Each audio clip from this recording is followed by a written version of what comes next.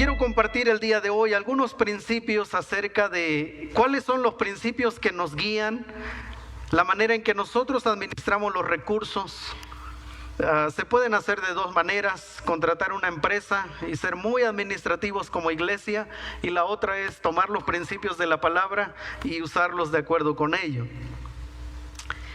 El tema de la finanza siempre trae problemas en una iglesia, por escasez o por abundancia. Siempre el tema de las finanzas ha dividido a iglesias, ha separado a buenos amigos en el ministerio por causa de las finanzas, y vuelvo a decir, sean pocas o sean muchas. Gracias a Dios no es el caso de nuestra iglesia, no estamos en un conflicto por el tema financiero. Algunos estudiosos dicen que el Señor Jesús habló más de finanzas que de otra cosa. Dicen que en el Nuevo Testamento, o por lo menos en los 4 evangelios, si uno rastrea los temas que Jesús compartió, sobre todo en las parábolas, son más las parábolas que hablan de la administración financiera que de cualquier otro tema. Así que ahí tienen una tarea, hermanos, para esta semana: estudiar, leer detenidamente los 4 evangelios y corroborar si eso es cierto, que el Señor Jesús habló más de dinero que de otra cosa. El tema de finanzas ha dividido a iglesias, no porque en la Biblia no encontremos los principios bíblicos para la buena administración de los recursos en una iglesia, sino más bien por los errores que se cometen al tratar estos asuntos. Por ejemplo, hay iglesias donde se recogen las ofrendas, los diezmos, como le llamen, y por lo general el pastor es el que los administra. Hay iglesias así, ¿verdad? Que el pastor es el que mueve una bolsita como la que vamos a ver en un ratito, ¿verdad? Aquí está el tema de hoy, de eso vamos a hablar, ¿verdad? Donde el pastor cada domingo sale así con una bolsita, porque él es el que administra. Creo yo que eso es un error. Ustedes saben que como pastores no tocamos los recursos de la iglesia. Yo no tengo acceso a la cuenta bancaria de la iglesia, esa no es mi labor. Mi labor es otra. Tenemos para eso diáconos, pero ellos tampoco tienen autoridad última en cuanto al uso de los recursos, sino voy a explicar un poco más adelante cómo lo hacemos. Hay otras iglesias donde termina el servicio, un grupo de hombres cuenta los recursos y le dan una partecita al pastor, ¿verdad? Si alcanza, porque también me ha tocado ver eso, ¿verdad? Mire, pastor, tenemos que pagar el jabón, la luz, el papel higiénico, esto, lo otro, y para esta semana a usted le quedaron 500 pesos. Porque él es el pastor, él debe vivir por fe. Pero ¿qué pasa si en la quincena a usted el patrón le dice: mire, tuve que hacer esto, y lo que habíamos pactado, pues te tocan 200 pesos? ¿Qué haría usted? Bueno, no me lo diga, quedémonos ahí, ¿verdad? Porque el pastor sí debe vivir por fe, pero los demás no. Ese es otro error. Pero hoy vamos a ir directamente a la palabra del Señor y vamos a estudiar este tema: finanzas en la iglesia del Nuevo Testamento, principios espirituales y comunitarios que guiaron la administración de los recursos. Y esos principios han quedado para nosotros el día de hoy, ¿ok? Vamos entonces a entrar a la palabra del Señor. No cierren su Biblia, la vamos a estar usando, así que por favor atentos con la palabra del Señor. Busquen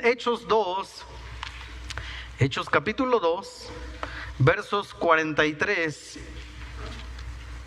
al 47. Hechos capítulo 2, versos 43 al 47. Así que tengan listas sus Biblias, vamos a ir avanzando. Si hay alguien que le cuesta encontrar, teniendo su Biblia, le cuesta encontrar los libros, les voy a dar un tip buenísimo: memorizar los 66 libros de la Biblia. Ese no falla, ¿verdad? Si alguien no sabe dónde está Malaquías, que no vamos a ir hoy ahí, pero es un tip buenísimo aprenderse los 66 libros de la Biblia para que eso nos ayude a ser un poco más ágiles, ¿ok? El próximo domingo vamos a hacer un examen de eso. Vengan, hermanos. Hechos 2, 43 al 47, dice así la palabra del Señor. Y sobrevino temor a toda persona, y maravillas y señales eran hechas por los apóstoles. Todos los que habían creído estaban juntos y tenían en común todas las cosas, y vendían sus propiedades y sus bienes, y los repartían a todos según la necesidad de cada uno. Y perseverando unánimes cada día en el templo, y partiendo el pan en las casas, comían juntos con alegría y sencillez de corazón, alabando a Dios y teniendo favor con todo el pueblo. Y el Señor añadía cada día a la iglesia los que habían de ser salvos. Wow, esta es la iglesia ideal, hermanos, donde todo mundo se ama, todo mundo se preocupa por los demás, ¿verdad? No hay hermanos en necesidad porque los otros cubren sus necesidades. Wow, yo quiero ir a congregarme a esa iglesia, hermanos. Así que cuídenme porque me les voy a esa iglesia.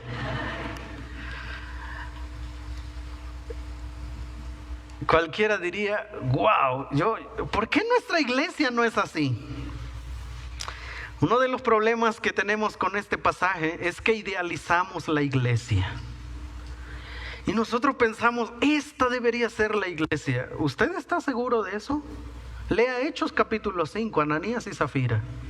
Lea Hechos capítulo 15, ya tenían un problema doctrinal. La iglesia primitiva ya estaba enfrentando un problema doctrinal. Así que lo que Lucas nos deja ver era como la superficie de esta iglesia. Y sí, qué interesante es esta iglesia. No había necesitados porque los hermanos suplían sus necesidades. Bueno, vayamos entonces hablar de algunas cosas. Número 1, nosotros entendemos aquí que ellos tenían un alto concepto de comunidad familiar. Esa iglesia creciente se veían ellos mismos como una gran familia espiritual. De tal manera que había ofrendas generosas para el apoyo a los más necesitados. Y de paso que está la musiquita, ¿verdad? Quisiera que me ayudaran con los teléfonos. No sé si hoy me la pusieron, pero siempre ponen una diapositiva de los teléfonos en silencio. Así que ayúdenme con eso, por favor. Con los teléfonos en silencio.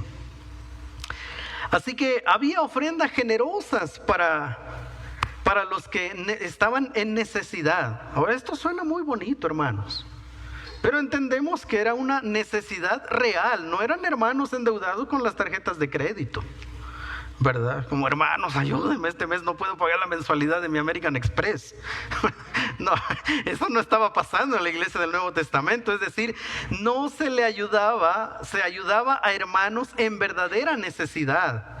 Número 2, el apoyo era para los miembros de la nueva comunidad espiritual, ¿verdad?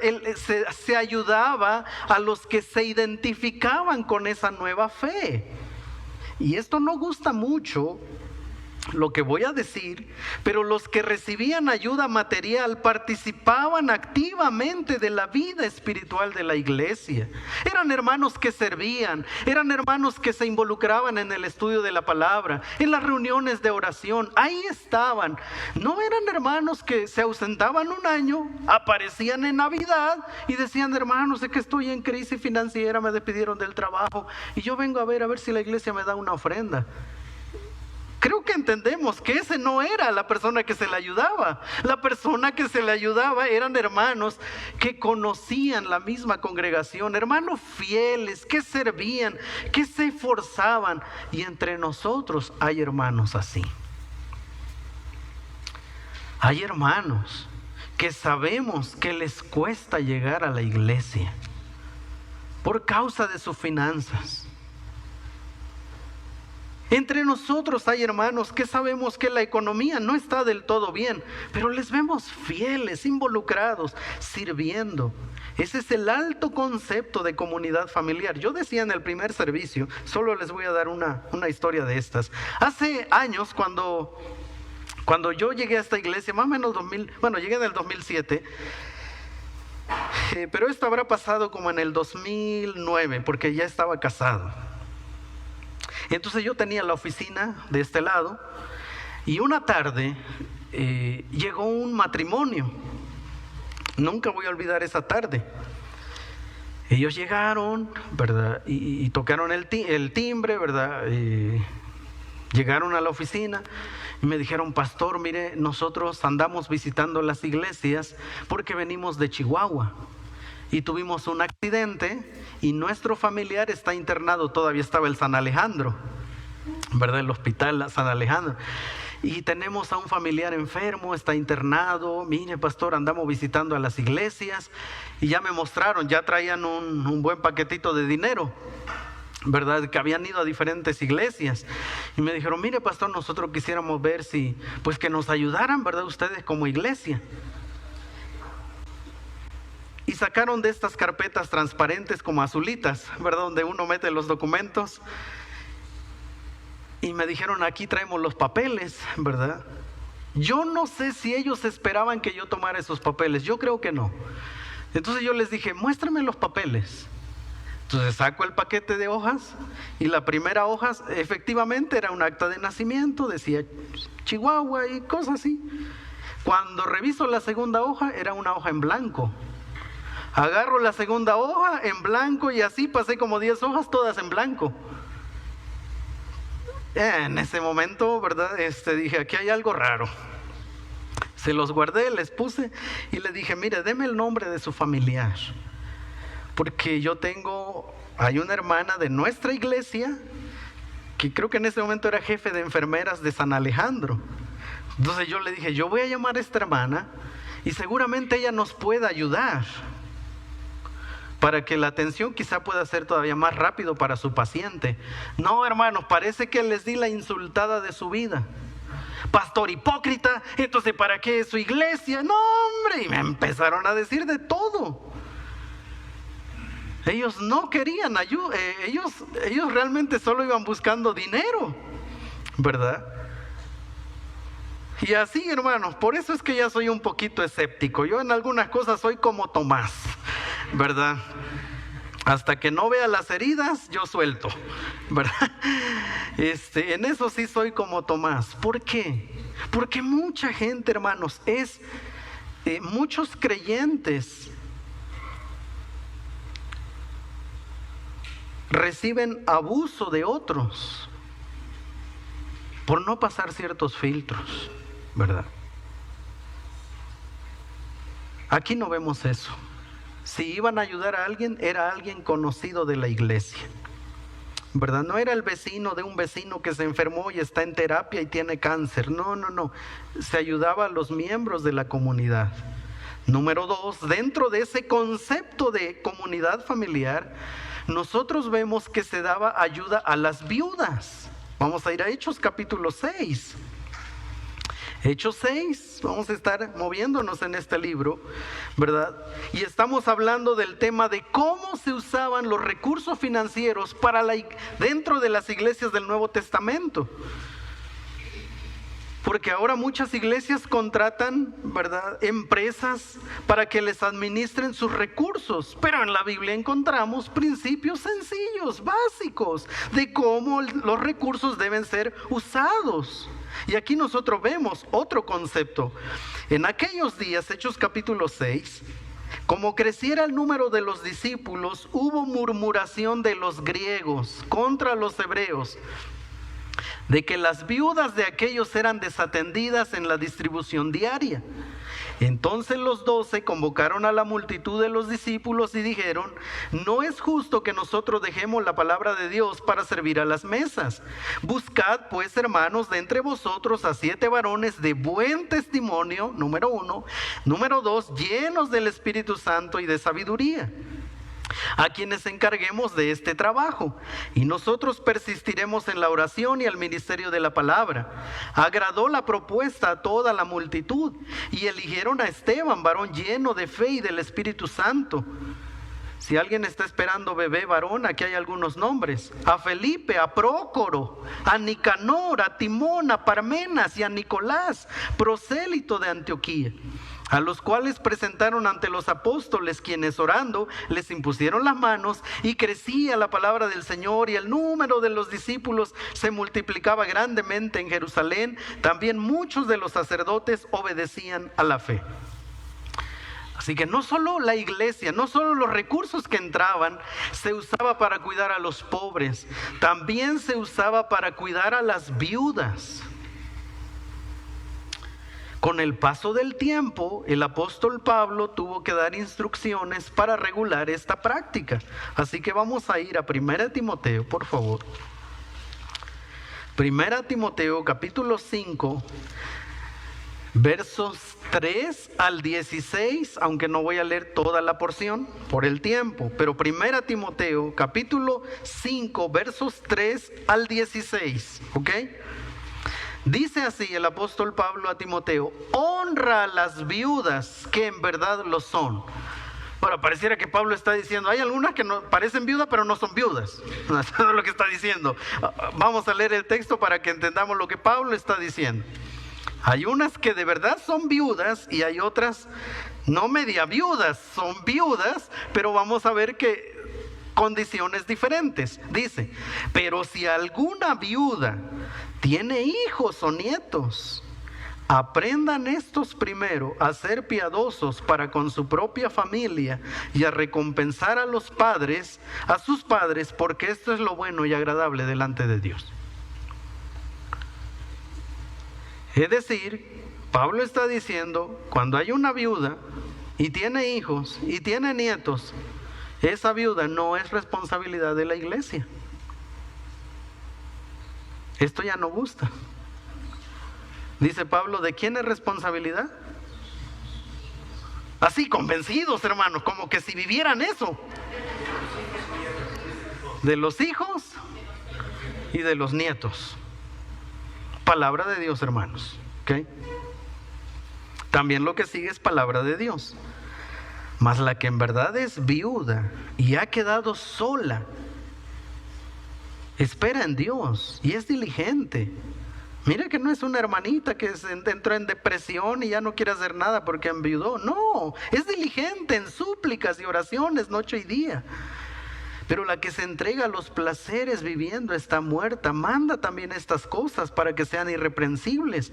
Porque si alguno no provee para los suyos y mayormente para los de su casa, ha negado la fe y es peor que un incrédulo. Pablo está diciendo, hay mujeres, ¿verdad?, que se les muere el marido y andan como picaflor, ¿verdad? Se entregan a sus pasiones. 9. Sea puesta en la lista solo la viuda no menor de 60 años, que haya sido esposa de un solo marido, que tenga testimonio de buenas obras, si ha criado hijos, si ha practicado la hospitalidad, si ha lavado los pies de los santos, si ha socorrido a los afligidos, si ha practicado toda buena obra. ¡Wow! Dice Pablo, mira, si tú tienes una hermanita así de servicial y ha quedado viuda, a esa la iglesia apóyela. Pero si es una hermanita, ¿verdad?, que enviudó y ni se aparece en la iglesia, creo que ya podemos deducir hacia dónde va Pablo. Pero viudas más jóvenes no admitas, porque cuando impulsadas por sus deseos se rebelan contra Cristo, quieren casarse, incurriendo así en condenación por haber quebrantado su primera fe. Y también aprendan a ser ociosas. Aprenden, ¿verdad? La gran diferencia. Y también aprenden estas hermanitas a andar de ociosas, andando de casa en casa, y no solamente ociosas, sino también, híjole, chismosas y entremetidas, hablando de lo que no debieran. O sea, dice, hay mujeres viudas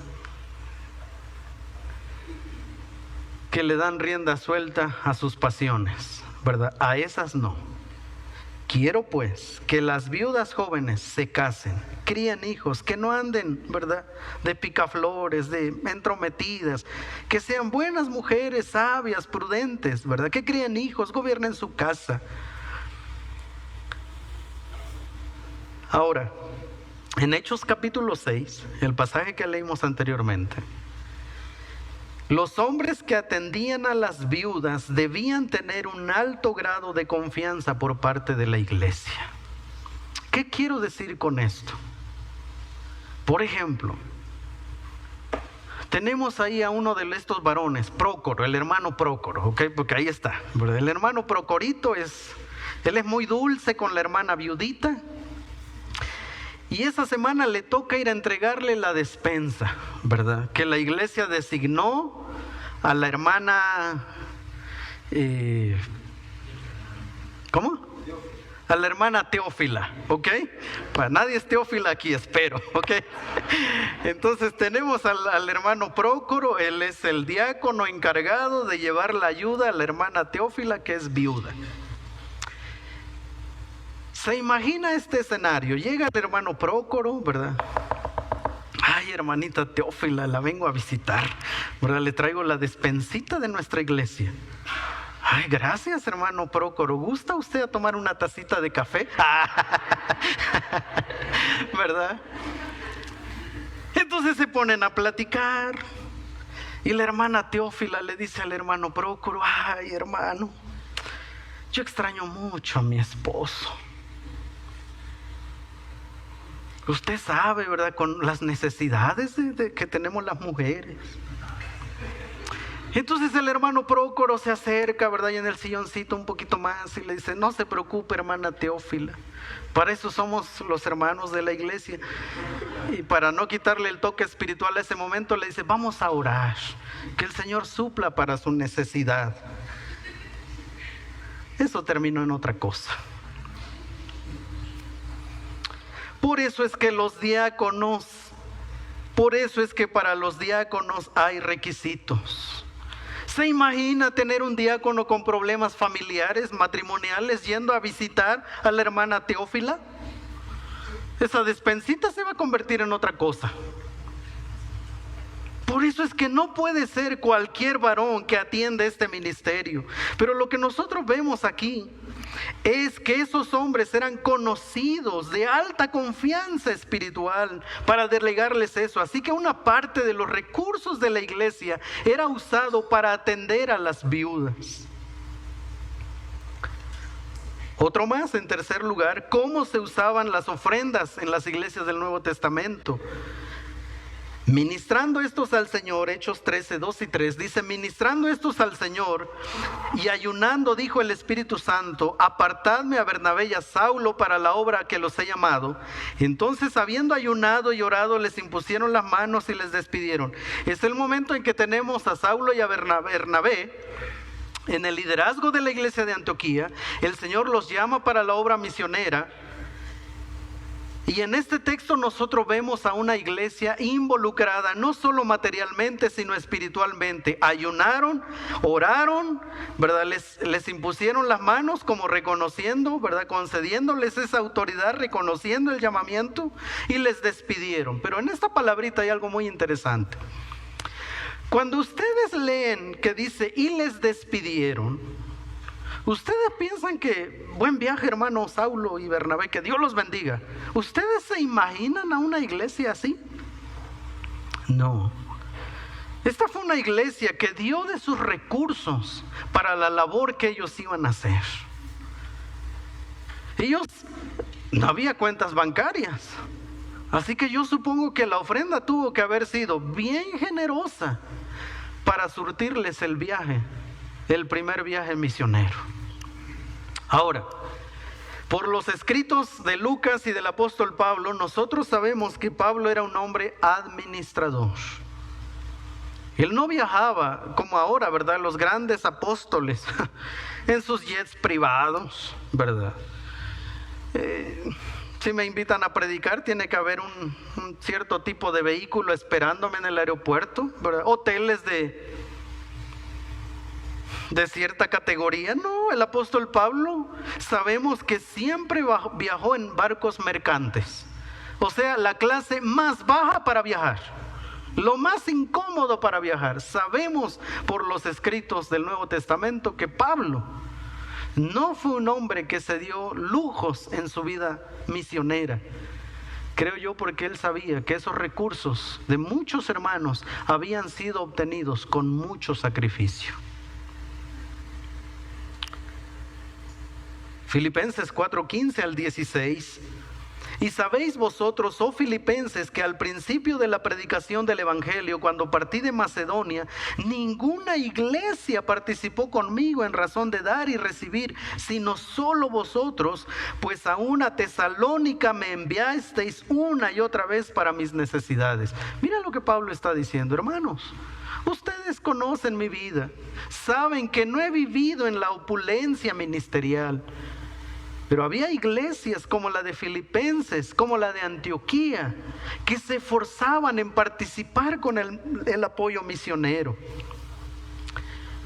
Estamos hablando de cómo se usaban los recursos en la iglesia del Nuevo Testamento. Número 1, ayuda a... Voy a empezar, hermanos. Saben que no me cuesta empezar otra vez el mensaje, ¿ok? Número 1, ayuda a ¿quiénes? A los pobres. Número 2, a las viudas. Número 3, a los misioneros. Número 4, algunos ya van a empezar a tomar nota porque, ¿verdad? Número 4, ayuda para las iglesias en necesidad. El texto que leyó Joel nos arroja luz sobre esto. El apóstol Pablo siempre promovió la cooperación entre las iglesias, siempre. No solo la cooperación ministerial, sino la cooperación material. Dice 2 Corintios 8, asimismo, hermanos, os hacemos saber la gracia de Dios que se ha dado a las iglesias de Macedonia. ¿Están conmigo? 2 Corintios 8. Ok. Verso 2. Léanlo conmigo, por favor, hasta el 7. 2 al 7, por favor. Dice, que en grande prueba... A ver, vamos a hacer algo, hermanos. Algunos creo que están dormidos, otros no trajeron Biblia. Todos. 2 Corintios capítulo 8, versos 1 al 7. Dice así, asimismo, hermanos...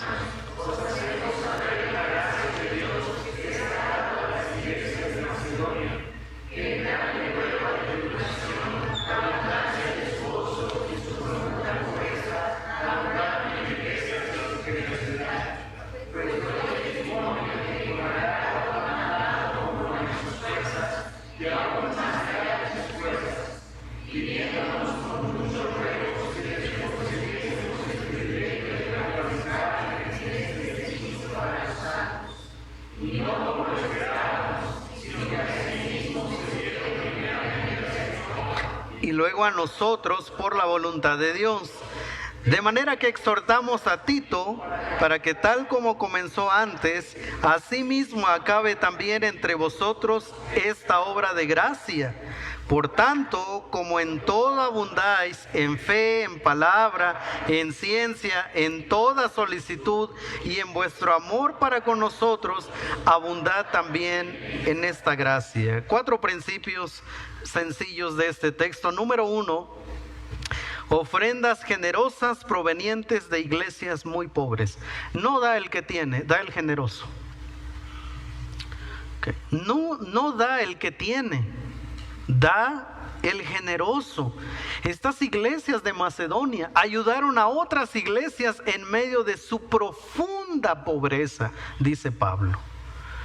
Así que no eran iglesias que tenían su estado de cuenta en BBVA, ¿verdad? Es su inversión. No eran iglesias así. Eran iglesias que vivían al día. Y cuando se enteraron de iglesias que estaban pasando pobreza, ¡wow! Ellos dijeron, hoy vamos a recoger, hermanos, una ofrenda para nuestros hermanos que están sufriendo.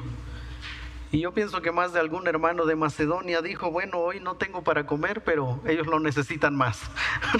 Así que vamos a dar. Y yo estoy seguro que nadie se quedó sin comer ese día. Número 2, todo tipo de ayuda financiera debe llevar el propósito de agradar a Dios, ¿verdad? Eso es lo que nosotros encontramos aquí, que ellos primero, las iglesias de Macedonia en su pobreza, primero trataron de agradar a Dios con esa ofrenda. Número 3, un corazón generoso ha comprendido la gracia del Señor. Ha comprendido que Dios le ha enriquecido espiritualmente para ser partícipes a otros de esa riqueza espiritual. Y número 4, los ayudados deben aprender a ayudar también a otros. No todo el tiempo estás en calidad de necesitado. Llega un momento en el que las cosas cambian. Qué interesante, estamos hablando de cómo se usaban los recursos del Nuevo Testamento, cómo lo usaban las iglesias, y esos son los principios que hoy como Iglesia Bautista Getsemaní hacemos. A propósito, hermanos, en el mes de febrero, en el último domingo del mes de febrero del siguiente año, los miembros de la iglesia vamos a ser convocados a las 5 de la tarde y damos un informe financiero a los miembros de la iglesia.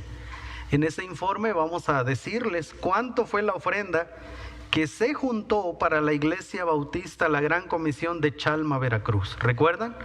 Una iglesia desplazada por su fe, de la cual participamos.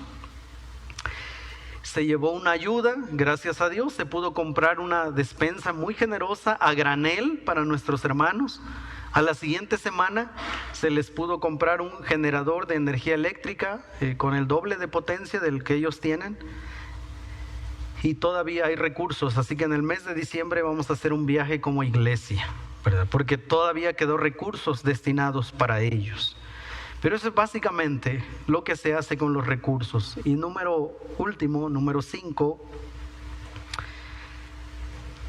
este tema lo quiero manejar con mucho cuidado, ¿verdad? No buscando una mala interpretación, pero es parte de la Biblia. El pastor Enoch nos decía que cuando se habla de este tema que viene a continuación, la mayoría de los pastores invitan a otro pastor para que venga a predicar ese tema, el que voy a hablar en un momentito. Pero el pastor Enoch nos decía, no, ese es deber del pastor, ¿verdad? No tienes por qué invitar a otro pastor para que hable de ese tema. Así que, hermanos, le pedí al pastor Arturo que se fuera al retiro para yo tocar este tema, ¿ok? Para no pedirle que él tocara este tema. Parte de cómo se usaban los recursos de las iglesias del Nuevo Testamento era para el sostenimiento de sus obreros locales, de sus pastores, de su liderazgo. Y vamos a ver en estos textos algunos principios muy básicos para esto. Vamos a ir a 1 Tesalonicenses, por favor. 1 Tesalonicenses, capítulo 5, versos 12 y 13. ¿Okay? 1 Tesalonicenses, versos 5, 12 y 13, dice así: os rogamos, hermanos, que reconozcáis a los que trabajan entre vosotros y os presiden en el Señor y os amonestan, y que los tengáis en mucha estima y amor por causa de su obra. Tened paz entre vosotros. Pablo, lo primero que nosotros vemos es que el apóstol Pablo, ¿verdad?, pide una consideración, estima, amor. Son los elementos que acompañan al sostenimiento del liderazgo, al sostenimiento pastoral específicamente. Pablo está diciendo que tengan una buena relación con sus líderes, que les aprecien, que aprecien el trabajo que ellos hacen. Y de aquí Pablo usa mucho la palabra trabajo. Algunos piensan que ser pastor, ¿verdad?, es solo venir a hablar 50 minutos el domingo. Y que de ahí yo regreso a casa de lunes a sábado, ¿verdad? Y no me vuelvo a aparecer hasta el domingo. No, Pablo dice, esto es un trabajo. Yo siempre le digo a mis hijos, me voy al trabajo. Yo sé que a muchos pastores no les gusta usar esta palabra. Es que no, eso es ministerio. Sí es ministerio, pero yo trabajo, hermanos. Yo tengo un horario de trabajo, yo tengo funciones que realizar. Pero esto no es lo único que yo hago. Aconsejo, preparo estudios, voy a predicar a otras iglesias. Estamos planificando actualmente los próximos años de nuestra iglesia con los servidores de cara a los próximos 3, 5 años. Eso es trabajo, hermanos. Si hay que desvelarse, hay que desvelarse. Y si hay que madrugarle, hay que madrugarle, ¿verdad? Y Pablo dice, ténganlos, ¿verdad?, en estima, ¿verdad? Ámenles por causa de su trabajo. Número 2, la labor pastoral es un trabajo que requiere esfuerzo y entrega por parte de quienes lo ejercen. Yo soy enemigo de la inteligencia artificial. A mí me gusta machetearle a la palabra. A mí me gusta estudiar. Por eso invierto en una buena biblioteca. Por eso veo promociones de libros y si algún día usted quiere hacerme un regalo, ¿verdad? Hay una biblioteca que se llama Logos. Venden una tarjeta así como las de Amazon. Yo soy feliz con 2, 3 libros. A mí me apasiona eso. Porque siempre estoy con eso, siempre estoy leyendo, siempre estoy investigando. Es muy fácil ahora tenemos que hablar eso en los seminarios. Hay pastores bien flojos que nada más ahí en el ChatGPT, ¿verdad? ¿Cómo preparar un sermón de 5 minutos? No, hay que trabajarle, hermanos. Hay que machetearle, hay que estudiar, ¿verdad? No, ¿cómo bosquejar Daniel capítulo 9? No, estúdiale, porque para entender Daniel capítulo 9 hay que estudiar historia, de lo contrario no entenderías Daniel capítulo 9. Primera a los Corintios 9, 8 al 14, vamos ahí por favor. Primera a los Corintios capítulo 9, 8 al 14, dice el apóstol Pablo, primera a los Corintios 9, 8 al 14. ¿Digo esto solo como hombre? ¿Qué cosa? ¿Qué cosa dice? Pregunta. ¿Digo esto solo como hombre? Bueno, verso 3, ¿ok? Contra los que me acusan, esta es mi defensa. ¿Acaso no tenemos derecho de comer y beber? No sé de dónde salió que los pastores y los misioneros vivimos por fe. No sé de dónde salió. Pero también comemos, hermanos. Y comemos bien. También pagamos luz, agua, teléfono, renta. Mire, yo no creo que llego a la gasolinera y le digo, mire, soy pastor de Getsemaní. Ah, sí, bienvenido, pastor. Full de la roja, por favor. No funciona así, hermanos. También pago mi gasolina. Entonces algunos hermanos decían, pero Pablo es misionero, que viva por fe. Pablo dice, ¿no tengo derecho de comer y beber? ¿No tenemos derecho de traer con nosotros a una hermana por mujer, como también los apóstoles y los hermanos del Señor? Y Cefas, o sea, Pedro, el apóstol Pedro era casado. ¿O solo yo y Bernabé no tenemos derecho de no trabajar? ¿Quién fue jamás soldado a sus propias expensas? ¿Quién plantó viña y no come de su fruto? ¿O quién apacienta el rebaño y no toma de la leche del rebaño? ¿Digo esto solo como hombre? ¿No dice esto también la ley? Porque en la ley de Moisés está escrito, no pondrás bozal al buey que trilla. ¿Tiene Dios cuidado de los bueyes o lo dice enteramente por nosotros? Pues por nosotros se escribió, porque con esperanza debe arar el que ara, y el que trilla con esperanza de recibir el fruto. Si nosotros sembramos entre vosotros lo espiritual, ¿es gran cosa si segáremos de vosotros lo material? Y primera Timoteo, por favor, con eso terminamos esta lámina. Primera Timoteo 5, 17 al 19. Primera Timoteo 5, 17 al 19 dice, los ancianos, ¿verdad?, que gobiernan bien, los presbíteros, los líderes, los pastores, los ancianos que gobiernan bien, sean tenidos por dignos de doble honor. Rastréenlo en griego, hermanos, ahí sí pueden usar la inteligencia artificial. Dignos de doble honor, en realidad doble salario, mayormente los que trabajan en predicar y enseñar, pues la escritura dice, no pondrás bozal al buey que trilla, y digno es el obrero de su salario. La predicación de la palabra es una labor ardua. El sostenimiento a los obreros permite que esta labor se realice con mayor atención y cuidado. Así que aquí nosotros miramos, ¿verdad?, los 5 elementos, cómo se usaban los recursos de las iglesias del Nuevo Testamento. Número 1, ayuda a los pobres. Número 2, a las viudas. Número 3, a la obra misionera. Número 4, iglesias en necesidad. Número 5, el sostenimiento de sus obreros, ¿verdad? Parte de cómo nosotros en la iglesia usamos estos recursos, obviamente aquí no está detallado, pero es cómo nosotros usamos. Número 1, si bien es cierto, los pastores no tenemos acceso a las cuentas de la iglesia, las cuentas bancarias, los diáconos por su parte tampoco pueden tomar decisiones de manera autónoma. Si hay una decisión que debemos tomar, la tomamos pastores y diáconos. Siempre hemos cuidado eso. Y ustedes en ese sentido pueden estar tranquilos, ¿verdad? Que no, los dos pastores no andamos usando los recursos de la iglesia para nuestros propósitos, ¿verdad? Así que un día me ven con un Ferrari, hermanos, porque el Señor me bendijo. ¿Verdad? No vayan a pensar que ahí, no. Nada de eso, ¿verdad? Los diáconos no pueden, ¿verdad? No pueden administrar los recursos solos. Tenemos que estar los pastores para que ellos puedan mover los recursos. Número 2, tenemos un comité de misiones. Ese comité de misiones es el que decide la cantidad, el tiempo y qué proyectos vamos a apoyar.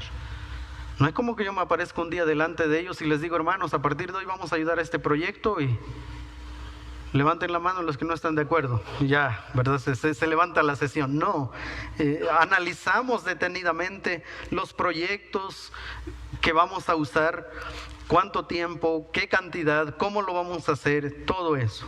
Además debo decir que gracias a Dios nos ha dado en este tiempo también un buen comité de misiones.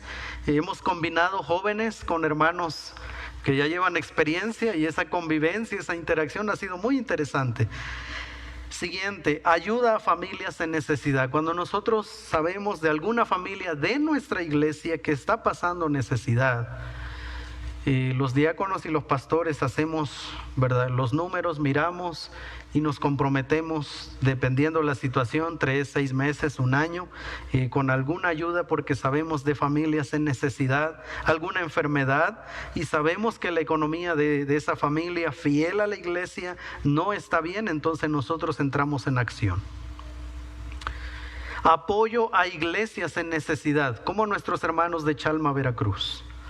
Sostenimiento de los diferentes ministerios, ¿verdad? Por ejemplo, el retiro de matrimonios en el que están ahora nuestros hermanos. Sí, el costo, ¿verdad? ¿Recuerdan los retiros pasados? Los matrimonios pagábamos 2,000, 2,500. Cuando ahora se anunció que casi le pegaban a los 8,000, algunos casi se hicieron diabéticos, perdón hermanos, por eso. Pero cuídense un poquito más también. Algunos se nos hicieron diabéticos de pasar de 2,000 a casi 8,000. Pero déjenme decirles algo. Ningún retiro de matrimonios ha costado 2,500. ¿Verdad? Ninguno. Entonces pregúntese, ¿de dónde ha venido el otro recurso?